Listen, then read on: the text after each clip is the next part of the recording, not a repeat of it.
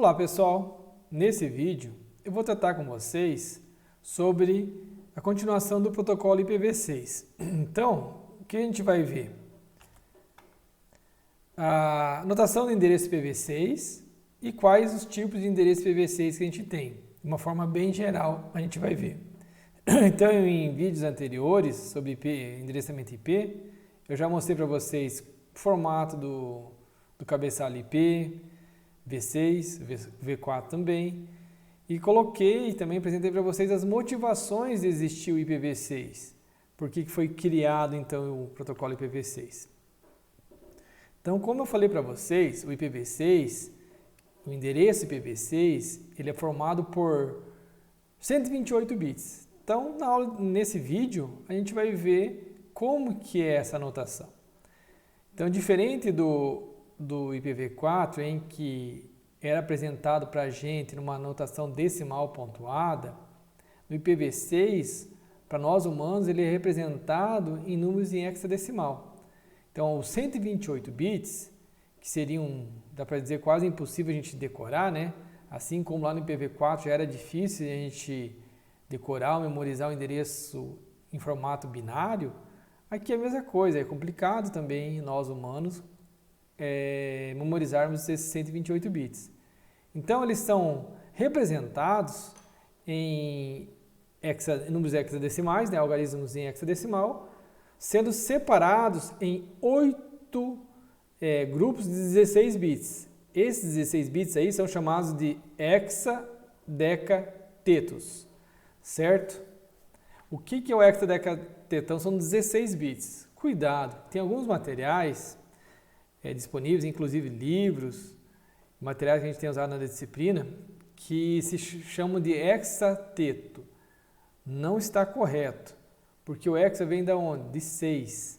Então não são 6, são 16 bits. Então é hexadecateto, certo? Sendo que esses números, então, eles são separados aí por 2 pontos. Então a gente tem aqui um grupo aqui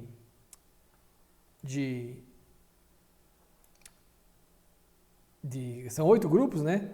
Aqui 8 grupos a gente tem no total, certo? A gente contar que são 8 grupos de endereços em hexadecimal, ok? Então, hexadecimal, lembrando aí que a gente já viu, são representados pelos números de 0 a 9 de a letra A até F. Então, cada número hexadecimal é formado por 4 bits, certo? E cada, então, grupo é separado por 2 pontos, beleza? Então, a gente tem um grupo aqui e separa por 2 pontos. Um grupo separa por 2 pontos. Mesmo assim, se a gente olhar, é um número bem grande, né? Para a gente memorizar não é muito fácil. Então, esse formato completo aqui, que tem todos os 128 bits representados, é chamado de formato preferencial, tá ok? No entanto, como eu acabei de falar, é complicado muitas vezes a gente tentar decorar até mesmo um número tão grande assim, né? Mesmo sendo 128 bits representado a hexadecimal, é bem extenso. Então, se tem uma forma de abreviar. Tem 2 regrinhas básicas para se abreviar. A primeira delas é omitir os zeros à esquerda em cada grupo de hexadecateto. Então, se a gente olhar aqui, nesse endereço aqui, todos os zeros à esquerda, que estão aqui marcados em vermelho, eles podem ser omitidos, certo? Então, aqui esse 2001, 0dB8, então 0dB8 virou só dB8. Mas se sabe que tem um zero à esquerda, porque em cada grupo são 16 bits que a gente tem. Então, aqui falta, então, mais 4 bits, que é o zero. Então, os zeros à esquerda são omitidos. E a cada grupo aqui, se tem 4 zeros consecutivos, o último vai permanecer. Tá ok? E a outra regrinha aí é omitir, ou seja, agrupar, na verdade, uma sequência de zeros contíguos em hexadecatetos diferentes. Então, se a gente olhar aqui, a gente tem vários hexadecatetos que estão em 0. Então, eles podem ser abreviados, como está aqui embaixo. Então, aqui eu tenho essa sequência de zeros, elas podem ser omitidas dessa forma. Aqui está errado, tá, pessoal? Agora que eu vi aqui, esses 2 pontos não tem, é só 2 pontos aqui, não é 2 pontos, 2 pontos. 2 pontos, é aqui então na forma abreviada. Então, essa aqui é a forma mais abreviada possível. Então, se eu desse esse endereço aqui para vocês, e pedisse o formato preferencial, que é o formato completo, que é esse aqui inicial, vocês conseguiriam fazer. Então, aqui colocaria um 0, aqui os 3 zeros, aqui um 0, e aqui a sequência de zeros necessárias para formar o quê? Os 8 grupos. Lembrem, sempre 8 grupos de hexadecatexto. 1, 2, 3, 4, 5, 6, 7, 8. Então, tem que ter esses 8 grupos. Ok? Então, fazendo essas duas formas de abreviação, que essa última aqui é a forma compactada, fica mais fácil da gente memorizar. Certo? Então, essa é a anotação do endereço IPv6. Mas a lógica por trás é sempre o número binário, certo? Então, aqui é mais o IPv6, em hexadecimal, é para nós humanos lermos o número. Tá ok? Daí aqui, a questão de substituir então os números contíguos ali com 2 pontos, só pode ser usado uma única vez. Por quê? Para evitar ambiguidade. Porque nesse exemplo aqui, que eu coloco aqui, 2001, beba café, se colocar 2 pontos, 2 pontos, 2 pontos, 2 pontos, aqui são 3 grupos que a gente tem. No total tem que ser 8.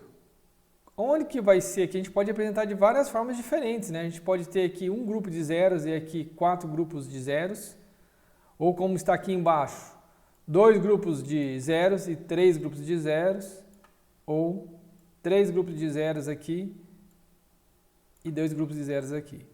Então, só pode ser usado uma única vez justamente para evitar a situação desse jeito. Não se sabe qual seria o número. E isso daqui, né, é bem diferente. Isso daqui, esse número aqui, é bem diferente dessa outra opção aqui.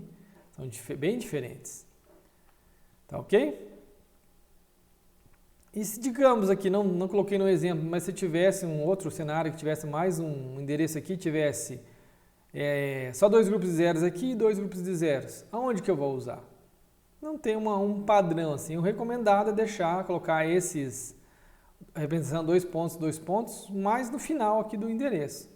Então ficaria, no caso em que se tivesse 2 grupos de zeros, ficaria aqui os 2 pontos mais no final. Certo? No endereço, quando a gente usa o URL, a representação do endereço IPv6, ela pode estar entre colchetes, certo? Por que colocar entre colchetes? Para evitar ambiguidade, quando se usa o número de porta.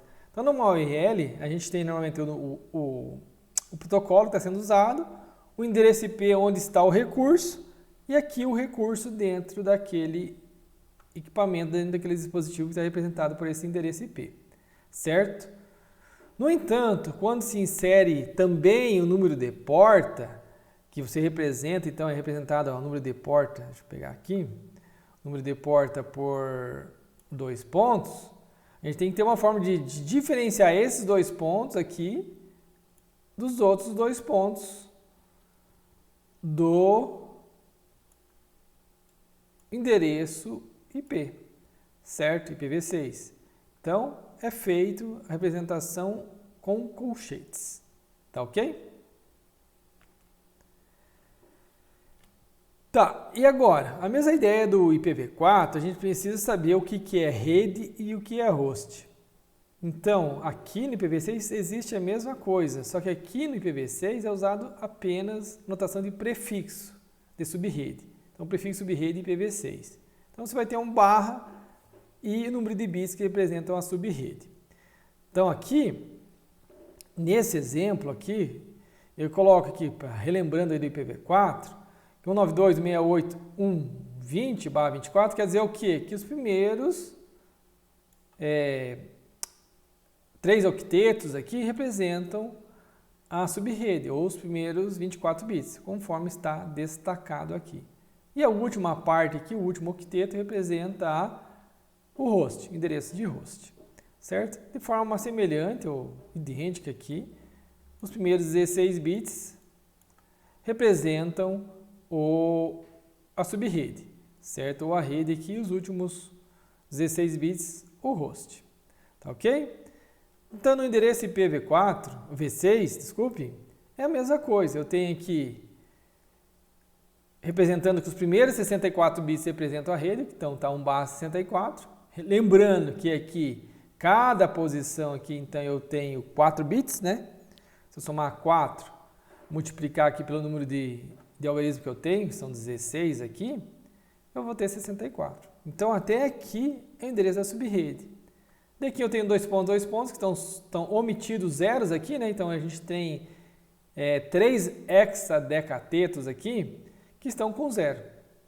E depois o endereço do host. Então, teria lá 0, 0, 0, 0, 0 em todos os hexadecatetos, e no final é o 1000, que identifica o host. Então, nesse caso aqui, temos 64 bits para host. Então, não muda nada a ideia de prefixo de IPv4, só que agora aqui é muito maior, né? Porque a gente tem até 128, temos 128 bits no endereço IPv6. Então, aqui outros 2 exemplos. Se fosse um /32, /32 termina exatamente aqui no que está representado em azul, certo? Então, aqui é a subrede e o restante aqui é o endereço de host, que identifica o host nessa subrede. É a mesma coisa aqui no último endereço, café, bife, acad, /96. Então, ele vai, mesmo estando aqui 2 pontos, ainda pegando 96, ele vai pegar esses outros hexadecatetos. E apenas os últimos bits aqui representam, então, o endereço de host. Então, a gente tem quantos endereços aqui no final? Temos 32, né? Se a gente somar aqui 4, 4, 4, 4, 4, 4, 4, ou 4 vezes 8, vai dar 32 bits para hosts, certo?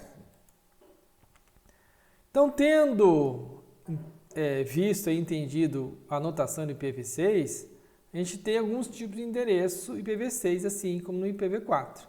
Então, a gente tem o endereço de unicast, que identifica uma única interface, certo, de um dispositivo.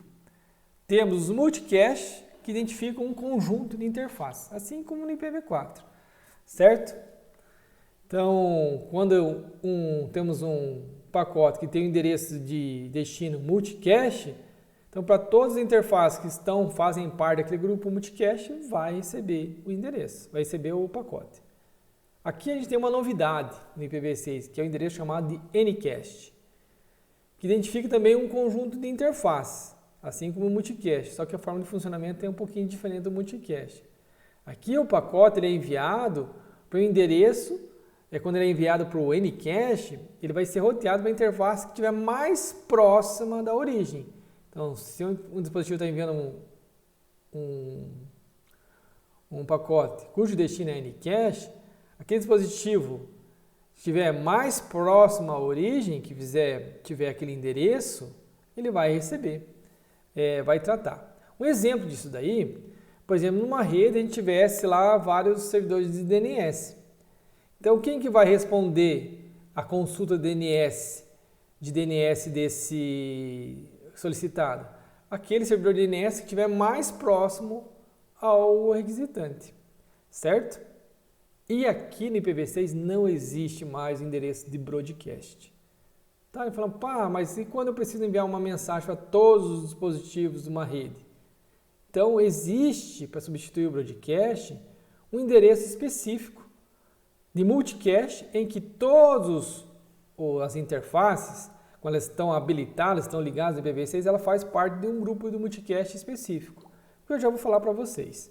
Aqui no IPv6 o multicast é usado bastante, tá, pessoal? Então, os tipos de IPv6, então, classifiquei aqui Unicast, Multicast e Anycast, e o Unicast, ele tem ainda várias classificações, vários tipos de endereço. Assim como no IPv4 também temos vários tipos de endereço. Então, no Unicast, a gente tem o Global Unicast Address, o link local, o Unique Local Address, um que não é especificado, que eu vou explicar para vocês, o de Loopback, assim como tem no IPv4, e o IPv4 mapeado. Certo? Está em negrito o Global Unicast, o link local, porque um dispositivo que se comunica com a internet ou com outras redes, mas principalmente com a internet, ele vai ter o endereço global, que ele é único em toda a internet, e todo dispositivo, toda interface sempre vai ter um endereço de link local. A gente vai ver o que é o link local, mas basicamente é um endereço usado somente no enlace, certo? Então vamos agora para o endereço global, que é o endereço público. Assim como no endereço IPv4, que a gente tem os endereços públicos, que são aqueles roteáveis na internet, ou seja, que eu consigo chegar a esses equipamentos que têm endereço IPv4 público. Aqui no IPv6 a gente tem a mesma coisa, certo? A diferença é que no IPv6 a gente não precisa mais ter o NAT, como eu já falei aí numa aula mais introdutória, certo? Então todo dispositivo que se quer se comunicar na internet, ele tem o endereço IPv6 que é público, certo? Então, atualmente, apenas uma pequena faixa, mas que é muito grande já, está sendo disponibilizada para os usuários para endereço IPv6 público, que é apenas a faixa 2000 ali, que está 2000/3. Então, para facilitar o entendimento de vocês, o que é o 2000/3?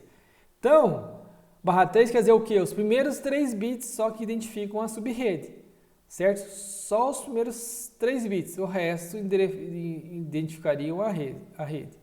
Então, o que é o 2000 ali? Os 3 primeiros bits é o 0, 0, 1. Então, qual é a faixa que a gente tem aqui? A gente pode ter de endereços diferentes. A gente pode ter aqui, ó, do 001, pode ver que eu coloquei em negrito aqui, porque identifica a rede, é sempre a 001. Mas o que vai mudar? Aqui, igual no endereço IPv4, o endereço de host varia de 0 até tudo 1. Então, a gente vai ter aqui no primeiro conjunto de hexadecateto, a gente vai ter lá de 2000 até o 3FFF, ou seja, e o final aqui tudo é FFFF até o último hexadecateto. Tá ok? Então, é só essa faixa que são endereços globais, ou Global Unicast Address, ou a abreviação de GUA, que algumas literaturas usam, certo? E esse endereço global aqui, então 128 bits, os primeiros 48 bits é usado como prefixo de roteamento global, certo? E os outros bits são usados para identificação de subrede e identificação da interface. Então, eu não vou entrar em todos os detalhes aqui do IPv6, mas normalmente um provedor de internet ele recebe um bloco, pelo menos um bloco ou mais, /32, certo? Então vai estar aqui no meio esse /32, aqui são 48 bits. Então ele recebe um bloco de 32 bits e ele usa os outros bits, os outros 16 pelo menos, para então endereçar as suas subredes. E ele aloca para os clientes finais, para as empresas, para os usuários domésticos, no mínimo 1/64, ou seja, no mínimo essa parte que está em amarela, que são 64 bits, certo? Que essa é a recomendação. Por que o 64? A gente vai ver justamente que é usado por causa que é usada uma técnica lá chamada de EUI64. Então, o que eu coloquei em verde aqui pode ser usado para a identificação de subredes. Então, um provedor de internet ele pode fornecer para um cliente um endereço certo /48, ou seja, essa parte inicial aqui é fixa, que permite fazer o roteamento de forma global, chegar até aquela subrede, certo? E aqui, então, se entrega para um cliente, que se for uma empresa, ela pode usar essa porção aqui, esses 16 bits que estariam aqui, para quê? Para endereçar as suas várias subredes. Então aqui, pessoal, no IPv6 não precisa mais ficar economizando bitzinho, os bits aqui para alocar subredes, certo? Fica mais fácil até a identificação. No entanto, os provedores de internet normalmente estão entregando para os clientes finais, usuários domésticos, o barra 64, certo? Que está aqui, eu coloquei aqui, equivalente à parte de rede. O recomendado, então, é que seja no mínimo, como eu já falei, 64. Então, qualquer provedor de internet não vai entregar menos que 64, certo? Ele pode não querer entregar um barra 48, mas no 64 ele tem que entregar.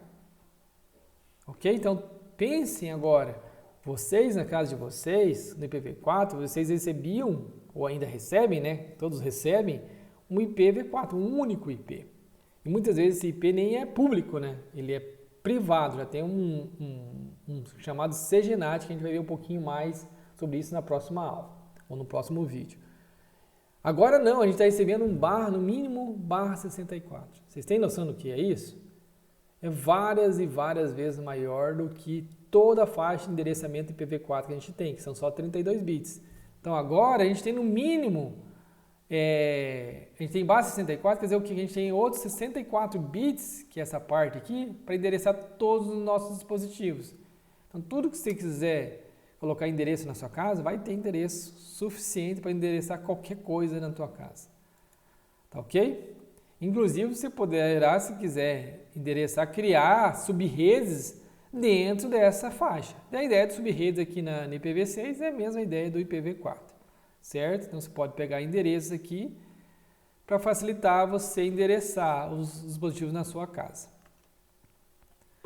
Então, como que são atribuídos os endereços globais, ou seja, que são roteáveis na internet? Há basicamente 4 formas de alocar. Um deles é o estático, em que você manualmente vai lá e coloca o endereço IP na interface. Não é o usual, mas quando se faz de forma estática, até nem coloquei aqui na sequência, você tem que fazer o quê?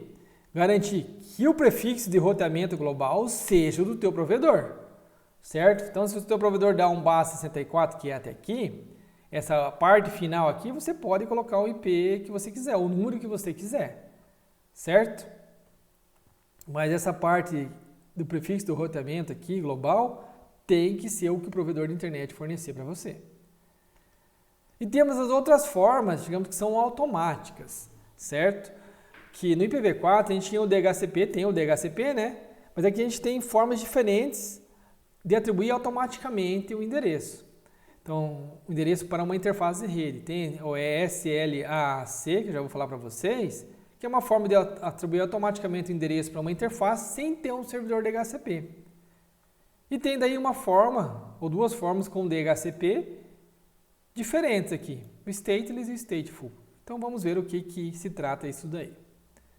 Então, no SLAAC, que é Stateless Address Auto-Configuration, essa técnica aqui, ou essa abordagem, permite que se configure o endereço, uma interface, o endereço IPv6 em uma interface, sem ter um servidor DHCP na rede, certo? Como que funciona isso daí? Então, quando um dispositivo aqui, ele se conectar à rede, certo?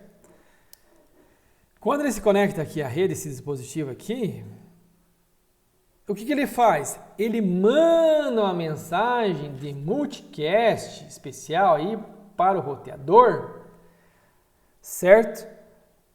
Que é chamado de RS. O que é RS? Que é de Router Solicitation, ou aqui em português, solicitação de roteador.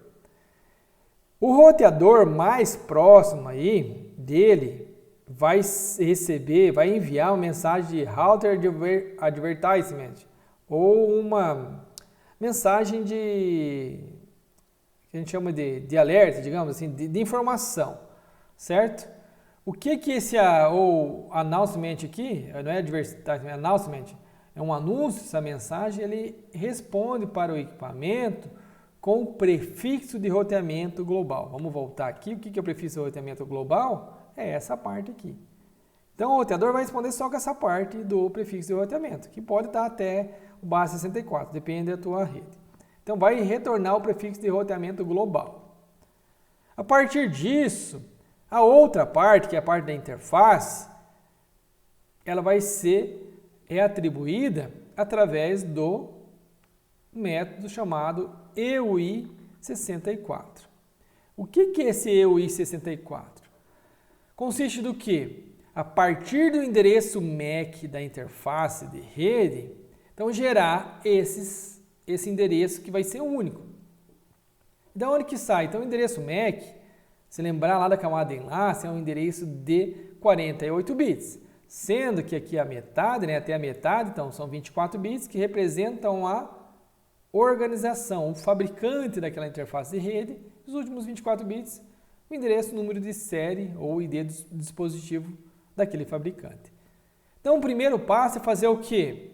Inserir entre o terceiro e o quarto byte do endereço MAC, ou seja, aqui no meio, eu separo essa parte para cá e a parte do dispositivo para cá. E insiro o FFFE, certo? Isso aqui é padrão, sempre vai ser isso. Então, quando vocês verem aqui no meio FFFE, é que aquele endereço, a parte do identificador da interface, foi atribuída usando a técnica EUI64. Certo? Feito isso daqui, então aqui esse aqui é o endereço original, pega-se o sétimo bit, então que está aqui, e faz o complemento dele, ou seja, se é 0 vira 1, se é 1 vira 0. Então nesse caso aqui, era 0. Então substitui por 1. Substituindo por 1, vai dar o número binário aqui 1010, que é o algarismo A em hexadecimal. Então, o endereço que vai ser alocado para a interface de rede será o prefixo de roteamento global mais esse identificador da interface. Certo? Essa técnica aqui, o EUI64, é usada para outras, já vamos ver aqui num outro tipo de endereço também. Tá ok? Agora, uma outra forma de atribuir o endereço para uma interface é usando um DHCP. Usando o DHCP no modo stateless, ele funciona da mesma forma do que o SLAAC, ou seja, o equipamento, o dispositivo ao ingressar na rede, ele vai mandar uma mensagem de Router Advertisement. Router Solicitation, vai solicitar ao roteador, para o roteador, alguma informação. E essa informação, o que o roteador vai informar aqui no anúncio? Não vai informar apenas o prefixo de roteamento global, mas também vai informar o que? O endereço IP do servidor DHCP. Então, nessa mensagem aqui, ele informa também o servidor DHCP. A partir disso, sabendo que é um servidor DHCP, o servidor DHCP solicita o PC aqui, o equipamento, solicita ao servidor DHCP algumas informações. O que o servidor DHCP vai responder quando ele é stateless? Ele vai fornecer, por exemplo, o endereço do servidor DNS da rede. Certo? Mas o endereço, a parte de formar um endereço, aqui é usado o SLAAC da mesma forma. Tá ok? Agora, com o stateful, o processo inicial aqui é idêntico ao stateless lá, certo? No entanto, quando ele solicita para o DHCP vai informar o que, pessoal? Um endereço IP, certo? Com já o prefixo de roteamento global. Então, todas as informações de endereçamento agora vai ser fornecida pelo servidor DHCP. Inclusive, quem é o gateway, quem é o servidor DNS, enfim, é equivalente ao DHCP de IPv4. Tá ok? Mas veja que interessante que no IPv6 a gente pode ter uma rede funcionando sem ter um servidor de DHCP. Ou ainda a gente pode ter um servidor DHCP mais simples, né? Que é o stateless, em que vai fornecer só as informações básicas. Por exemplo, o servidor DNS da rede. Tá ok? E agora, então, o outro tipo de endereço, que é o de link local, certo? Que é o LLA, Link Local Address. Esse tipo de endereço é usado só em comunicação local, ou seja, no mesmo enlace. E esse endereço aí local, ele tem um prefixo FE80/10. Se é um /10, quer dizer o quê? Que os primeiros 10 bits representam a rede. Então ele vai de FE80 a FEBF. Mas normalmente a gente vai ter lá o prefixo FE80. Se a gente olhar o endereço IP FE80, a gente sabe que aquele endereço IP é local, certo? De link local. Beleza? Então ele pode ser definido estaticamente, certo? Manualmente, então, não estaticamente, é o manualmente, em que se coloca o endereço iniciando com FE80 até FEBF e o restante preenche o número que se quiser. Esse tipo de endereço, como é local, ele não é roteado, certo? O roteador não manda esses pacotes com destino FE80, que é dessa faixa aqui para frente, porque é o endereço local, certo? Ou pode ser alocado dinamicamente, com o prefixo FE80, certo? E os últimos 64 bits é usada a técnica EOI64. Então é usado FE80, certo? Daí 2 pontos, 2 pontos, aqui é preenchido com zeros, até chegar aos 64 bits, e os últimos 64 bits usando aquela técnica EOI64 que eu expliquei há pouco. Um gateway na rede, local gateway de uma rede, ele é especificado pelo endereço IP de link local, certo? Não é usado o endereço global do gateway. Ele é usado para fazer o encaminhamento de um pacote que é destinado para outras redes, ele é identificado o gateway pelo link local. Isso vai ficar bem claro, pessoal. A gente vai fazer uma prática então, na próxima semana aí, que eu vou mostrar para vocês.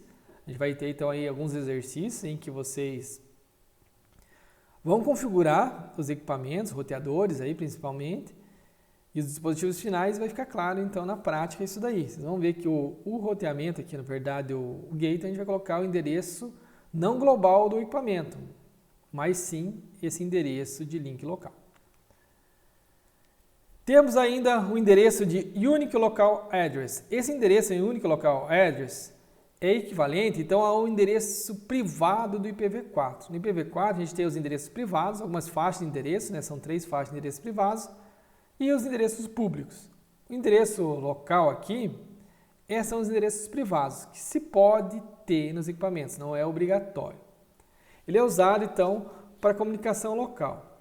Mas poderia me perguntar, mas quando que eu uso isso daí? O que difere aqui do link local?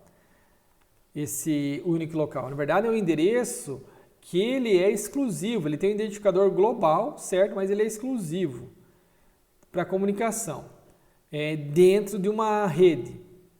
Ele não deve ser roteado para a internet, esse endereço. E como se sabe que tipo de endereço que é o Unique Local? O endereço que começar com FC00 que tiver o /7, quer dizer o quê? Um /7 aqui, ele quer dizer que ele é o endereço local, único local, certo? Sendo que o 8º bit aqui, ele tem uma flag, né? Que se for 1, quer dizer que ele foi atribuído localmente. Se for 0, ele foi atribuído por uma, ainda não está implementado, mas seria atribuído por uma organização central, certo? E ele é formado, então, esses bits aqui, os 8 bits, mais o identificador global de 40 bits, é usado então para criar um prefixo global único. Lembra que a gente tem os 48 bits, então é o prefixo de roteamento global. Mas ele não é roteado na internet. Mas quando então que eu uso, respondendo o que eu acabei de falar, quando que eu uso esse tipo de endereço? Então pensa numa empresa grande, talvez até um provedor de internet, ela é uma empresa, vamos pensar uma empresa grande aí. Quando ela muda de provedor de internet, Se ela está usando tudo o endereçamento global, o GUA lá, o público, se ela mudar de provedor de internet, ela teria que mudar todos os endereços IP dos seus equipamentos internos, certo? Então, se ela tem uma comunicação interna, ela teria que mudar tudo. No entanto, ela poderia usar esses endereços privados para comunicação interna.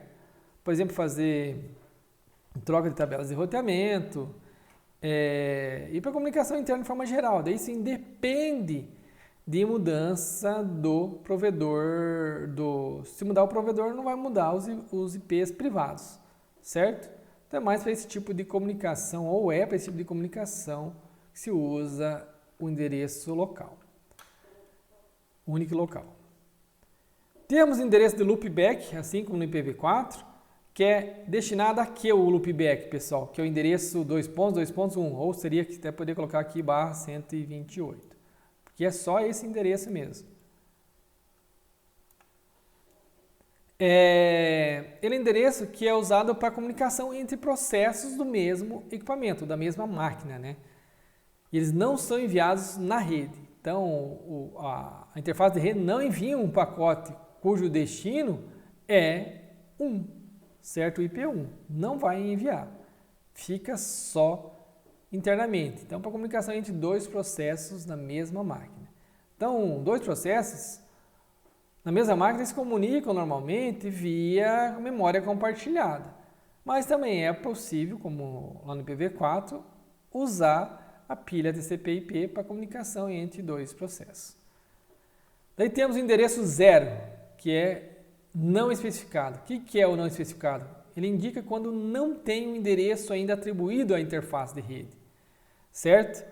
Então, quando tiver um pacote que o dispositivo não tem uma interface, um IP atribuído para a interface, então o pacote vai ter a origem 0, certo? Então, a gente não vai ter aqui, tá, pessoal, um destino 0, não especificado, porque você tem que saber para quem é o destino, certo? Ou seja, multicast ou unicast. Então, aqui é quando o endereço não está especificado ainda, ele é usado 0. E, por fim, temos o IPv4 mapeado. Esse IPv4 mapeado serve aí nas técnicas de transição, certo? Permitir que os hosts IPv4 e IP se comuniquem entre si. Então, quando o IPv4 é mapeado, lá nos últimos 32 bits do endereço, representa então o endereço IPv4. A gente vai ter o formato aqui 0000FF, certo? E os últimos bits aqui, então, são 32 bits do endereço IPv4. Tá ok?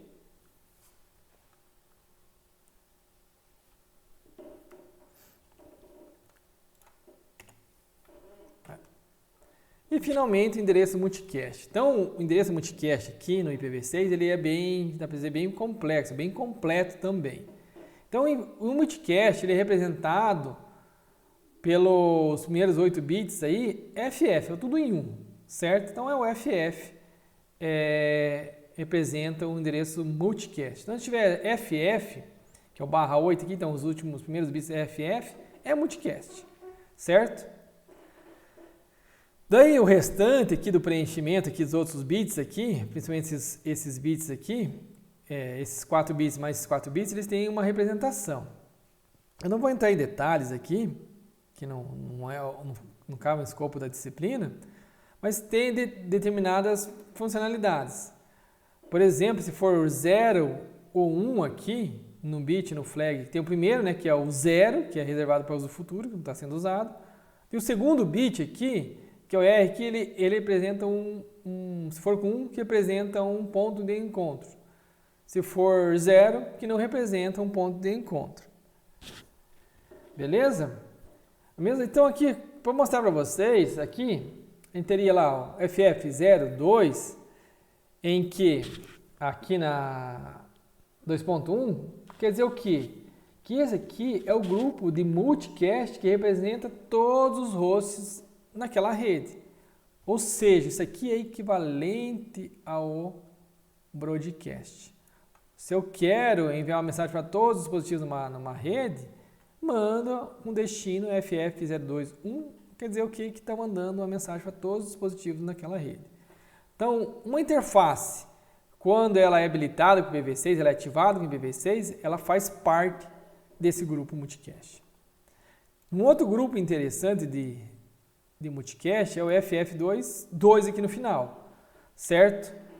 Então, que representa o que? Isso daqui ele representa aqui, pessoal, todos os roteadores que tem naquela rede, certo? Então, isso que é usado por quê? Pelos próprios roteadores na comunicação entre eles, para troca, por exemplo, de tabela de rotas. Ok? E aqui temos aqui o FF513, representa todos os servidores de DHCP de determinado domínio, de um site. Beleza? Mais detalhes vocês podem consultar aqui nesse endereço. Então, aí um breve resumo dos endereços, tipos de endereço IP que a gente tem. Então, a gente tem aqui o não especificado, é quando é o 0, né? Então, aqui só não foi colocado, que não precisa, é o 0, é não especificado. Loopback, o 2.1, que o escopo dele, qual é a abrangência dele? É no próprio host. Link local, que é o FE80, que o escopo é o próprio enlace, certo? O link. E o Global Unicast e o Unique Local, que o escopo dele é global, certo? Mas só roteado na internet é o global. E aqui o global ele começa com 2000, certo? É o 2000/3 aqui, o prefixo /3, e o Unique Local é FC00/7. Tá ok? Sendo que aqui, se tiver no 8º bit lá o escopo, ele pode virar um FD aqui. Tá ok? Então, com isso, a gente resume os tipos de endereço IP que a gente tem. Então, pessoal, para essa semana a gente tem uma lista de exercícios bem tranquila, que é basicamente alguns exercícios para a gente praticar a parte de fazer a compactação de um endereço IP. Então, é dado um endereço IP no formato preferencial, vocês têm que fazer a forma compactada. Um outro exercício que eu dou alguns tipos de endereços IP, eu dou alguns endereços IP e pergunto para vocês classificarem qual é o tipo daquele endereço. E um outro exercício com 3 alternativas, só 3 exercícios ali, para vocês, a partir do endereço MAC, criar o endereço EUI64, que é bem tranquilo. Ou seja, é uma atividade que demora pouquíssimos minutos para vocês fazerem, mas para fixar o que então foi falado nessa aula. Na semana que vem, eu vou falar sobre roteamento, certo? Tanto em IPv4 como em IPv6, e a gente vai ter na aula de sexta-feira, vou mostrar para vocês como se faz a configuração do IPv4, do roteamento IPv4, certo? E também como se configura o endereço IPv6 em roteadores e nos equipamentos. IPv4 já ensinei para vocês como se define o IPv4 no equipamento. Então agora eu vou mostrar para vocês IPv6 e também como se faz o roteamento. Tá ok? Então eu só queria mostrar para vocês que está lá no material do curso. Então, essa aula aqui foi preparada principalmente, deixa eu mostrar aqui, foi preparada principalmente usando o site ipv6.br, o material do IPv6, certo? Que é um site aí do governo brasileiro, certo? Em que, quando se conecta a ela vai mostrar para vocês aqui se você está conectado via IPv6 ou não. No meu caso, eu não estou conectado via IPv6, estou via IPv4, tanto é que eu tenho um plugin aqui, uma extensão do navegador, que mostra que é o IPv-FU, aqui IPv-FU, como está mostrando para vocês, que o meu provedor de internet ainda não está fornecendo, está até fornecendo já endereço IPv6, mas não está funcionando em IPv6, não está trocando tráfego em IPv6 ainda. Se o provedor de vocês já estiver fornecendo, vai aparecer aqui que vocês têm conectividade IPv6. Esse site aqui, ele é do governo federal, certo? Do NIC-BR, que é um órgão aí então mantido pela RNP também, que então especifica, tem tudo sobre a parte de IPv6. Tanto é que eu já mostrei para vocês aí que o Brasil é um dos países que mais está avançado na implantação de IPv6 no mundo. Então aqui, ó, essa introdução aqui, IPv6 introdução, é bem amplo aqui. A gente tem um breve vídeo que eu recomendo que vocês estudem. E o que eu falei, basicamente, desde a aula passada, está tudo aqui nesse material, certo? Então aqui tem a parte introdutória, depois temos aqui a parte de endereçamento, que foi o assunto da aula de hoje. Então tudo aqui é como se fosse uma apostila. Inclusive tem um livro de IPv6 que foi proposto por eles e está aqui fazendo o download dele gratuitamente. Se quiser com a versão impressa, dá para você comprar. Tá ok? Então é um site bem interessante esse daqui. Então, e como eu falei em aula lá, a notícia, deixa eu voltar aqui Então, ano passado se esgotou os endereços IPv4, né? As faixas de endereço IPv4, conforme foi anunciado aqui, na América Latina. Então é um site bem interessante, sugiro que vocês entrem nele, vejam os vídeos aqui, esse vídeo aqui de forma geral vai relembrar o IPv6 que a gente viu na aula passada e um pouco do conteúdo que a gente viu hoje. Tá ok, pessoal? Então deixa eu só mudar aqui pro slide. Então é isso. Façam lá a lista de exercícios dessa semana, é bem tranquila mesmo, é só vocês sentarem um pouquinho ali e resolverem, tá?